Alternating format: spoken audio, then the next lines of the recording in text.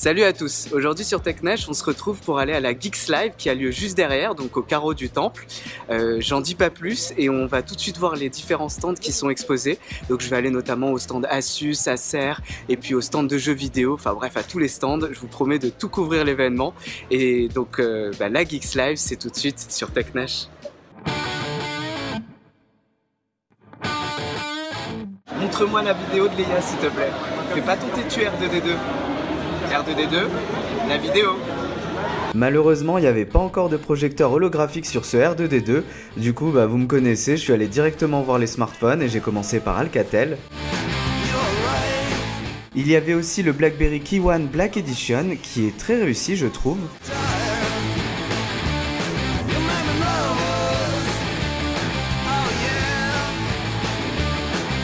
Honor était bien sûr présent à cet événement pour mettre en valeur le Honor 9 et il y en avait absolument partout.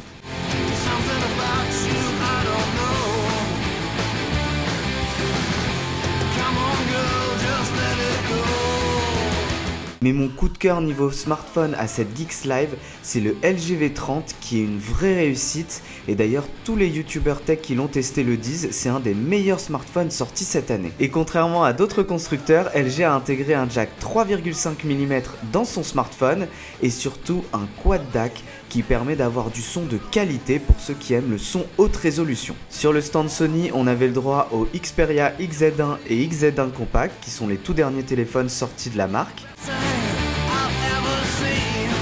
Sur le stand Asus, il y avait le Zenfone 4 Max et le Zenfone 4 Selfie Pro.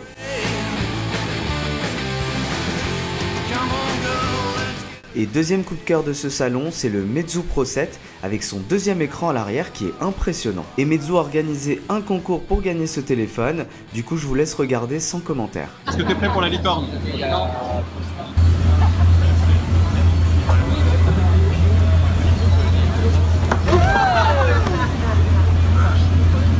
On arrête avec les smartphones et on passe au stand JBL et Armand Cardon avec des écouteurs, des casques et bien sûr des enceintes.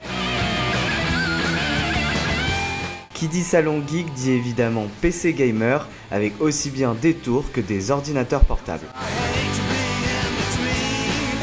Et d'ailleurs mon coup de cœur c'est ce Asus Zephyrus qui est un monstre de puissance alors qu'il fait que 2,2 kg. Et puis pour ceux qui veulent transformer leur bureau en véritable station de jeu, il y a cet écran 32/9 de chez Samsung que je vous avais déjà présenté qui est toujours aussi impressionnant. Une des grandes stars de ce salon et c'est d'ailleurs un petit peu un changement, c'est pas la réalité virtuelle mais la mixed reality qui mêle à la fois la réalité virtuelle et le monde réel. C'est un peu de la réalité augmentée en immersion. Ici il fallait battre un ennemi à coups de sabre laser et c'était très sympa même s'il y avait un peu trop de lumière sur le salon.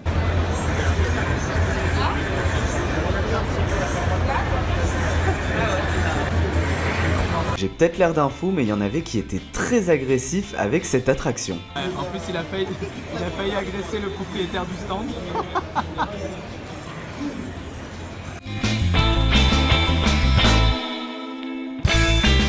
Bien sûr, la Mixed Reality ne remplace pas complètement la réalité virtuelle et la preuve avec cette démonstration sur le stand d'Asus. Le contenu de la démo n'était pas incroyable, mais c'était plutôt pour montrer la puissance du Asus Zephyrus qui peut faire tourner de la réalité virtuelle sans aucun problème.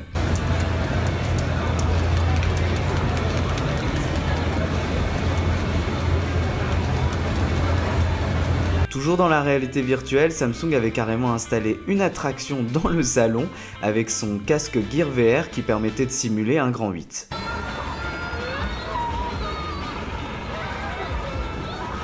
Et là on arrive à ce que j'ai préféré sur cette Geeks Live, c'est l'avatar 3D qui était proposé sur le stand Sony par cette équipe qui avait une application qui s'appelait Shadow et qui permettait de faire de la capture 3D.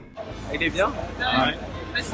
Une fois qu'on a créé son avatar, on peut créer des gifs ou bien mettre son avatar en scène, par exemple le faire danser, mais aussi le faire tourner dans une vidéo de Jedi qui est vraiment très réussie.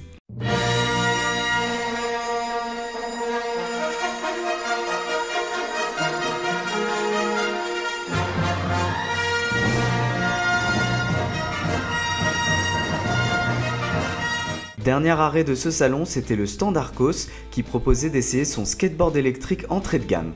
Ah ouais. je suis pas encore... Aux États-Unis et surtout à New York, on voit beaucoup de gens se déplacer à skateboard électrique et c'est vrai qu'en France pas du tout. Du coup, j'attends que ça arrive avec impatience parce que c'est vraiment très sympa. Bon, par contre, il va falloir que je m'entraîne un peu.